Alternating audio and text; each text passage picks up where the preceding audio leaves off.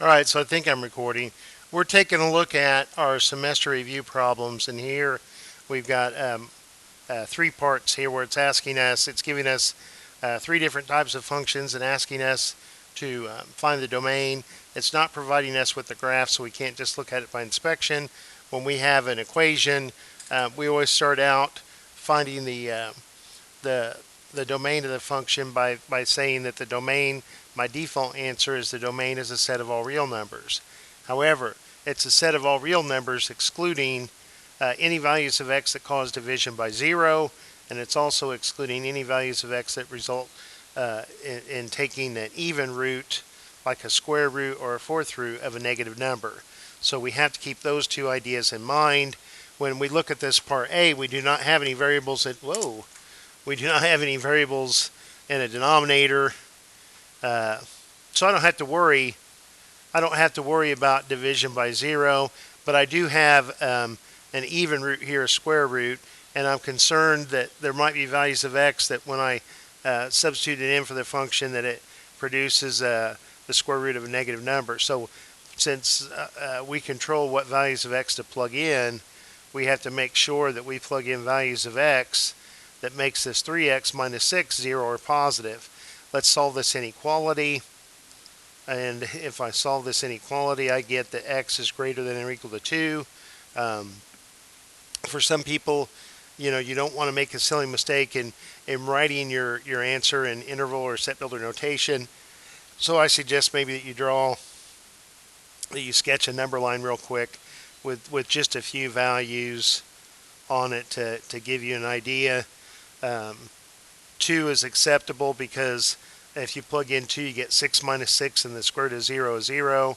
And anything bigger than 2 is what we want, because then when we do that subtraction, it'll be positive. We plug in a number like 0, and we're taking the square root of negative 6, and we can't do that within the set of real numbers. And that's what we're working with when we're working with functions and stuff right now, is real valued functions and not complex functions. So they might describe this domain in one of two ways. Using interval notation, they'll just have a bracket and 2 all the way out to infinity. Never have a bracket around positive or negative infinity. If they give it to us in set builder notation, it's a set of x such that x is an element of the set of real numbers and x is greater than or equal to 2. I'm never going to use infinity symbols in an inequality, because your inequality is using a fixed point on the number line, and infinity is just an abstract concept. It's not a point. So I'm never going to see these infinity symbols in these inequalities or in this set builder notation. So this is two different ways to describe the same infinite set of numbers, bracket 2 to infinity, or this set builder notation.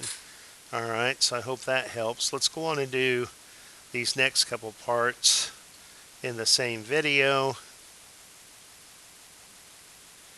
All right, so in this next one, we don't have to worry about any square roots because there are no square roots. So I won't be taking the square root of a negative number, but I do have a variable in the denominator.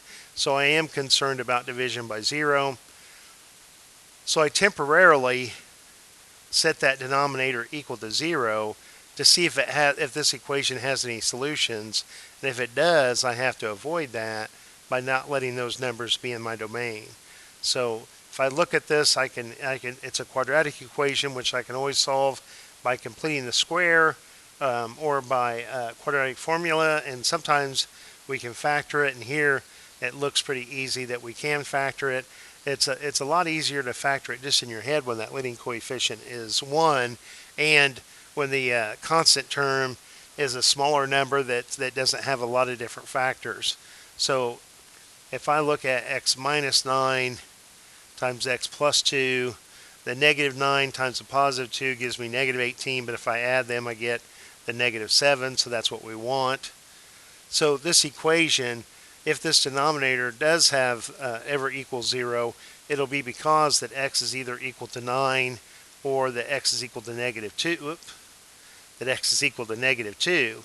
So since these are the two values that do cause this, that are solutions to this equation, that do result in this denominator being 0, we want to avoid those numbers. In other words, we're going to exclude them from the domain. So if I draw a real quick number line, -2, it is important that I recognize that -2 is smaller than +9. All these other numbers on the number line were fine. None of the other numbers caused division by 0. So to describe this infinite set of numbers using interval notation, the arrow is shaded. So we've got -infinity to -2. There's a break, so we need a union. And -2 to 9, there's another break, so we need another union. Now unions are or, so either the interval is that either the number is in this interval, or it's in this interval, or it's in this interval.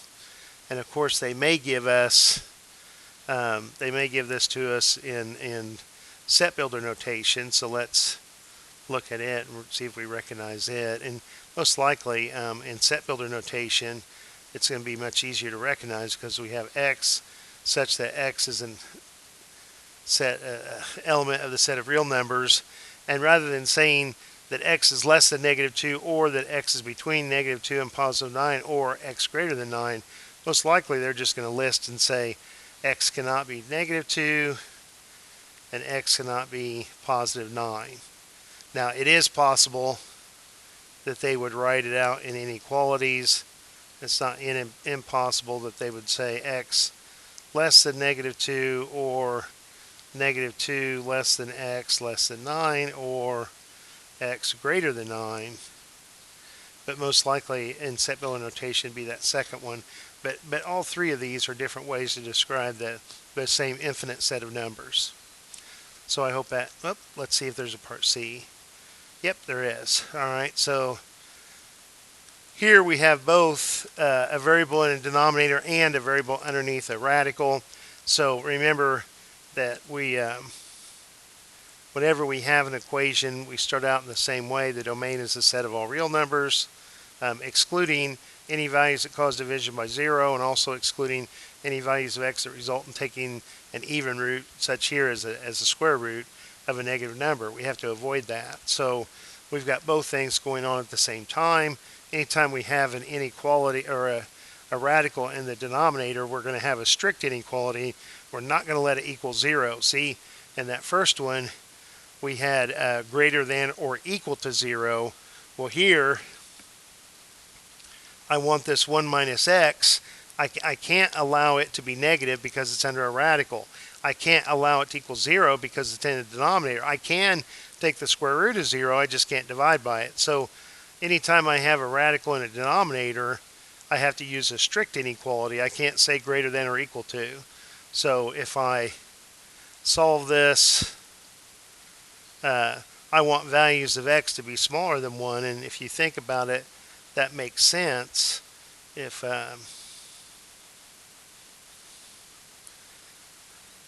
we want values that are smaller than 1. So we want to avoid 1 because we'd have 2 times 1, which is 2. 1 minus 1 is 0. Square root of 0 is 0. But 2 divided by 0 is undefined, so we wouldn't produce a y value. Every x has to be related to exactly one y value. What if we tried a number like +2? Then in the numerator we get 4. That's no problem. But in the denominator, 1 minus 2 is the square root of -1, and that we know is the imaginary unit I. But with these functions, we're only working in the set of real numbers, so it's not in the shaded region. We can't take the square root of a negative number in the set of real numbers. So our domain for this function is from -infinity all the way up to +1, but not including 1. If we were to write this in set builder notation, what would it look like? We'd have the set of all x such that x is is an element of the set of real numbers, and x is strictly less than 1. So I hope that helps. I don't believe there's a part D. Nope, there's not. So hey, I'll talk to you later.